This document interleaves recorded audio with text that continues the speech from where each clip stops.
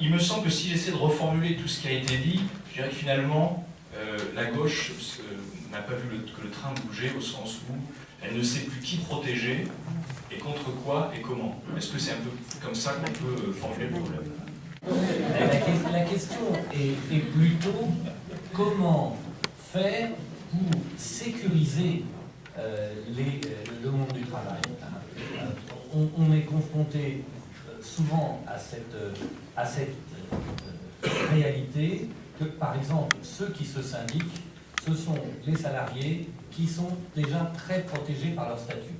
Et donc, ils ont tendance à pousser les syndicats à protéger encore plus ceux qui sont protégés, tandis que ceux qui ne sont pas protégés le sont de moins en moins, puisque l'équilibre de la gestion des ressources humaines par les entreprises fait qu'il faut bien prendre quelque part ce qu'on donne ailleurs.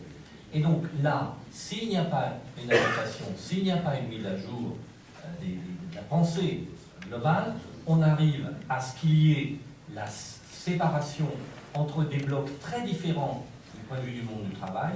et qui finissent par se sentir antagonistes, les fonctionnaires très protégés, moins rémunérés, les salariés du privé, les grandes entreprises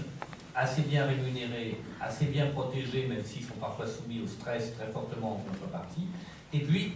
ceux qui sont dans des situations dites précaires, en fait très instables. Et tant que on n'arrivera pas à proposer des systèmes qui sécurisent un parcours professionnel à la manière d'une sécurité sociale professionnelle sur toute une vie, indépendamment des aléas, de la flexibilité nécessaire pour être en phase avec les évolutions des sciences et des techniques, de ce côté, il y aura une hétérogénéité de plus en plus forte de ce monde du travail qui, du coup, pèse moins à mesure qu'il ne trouve pas d'instruments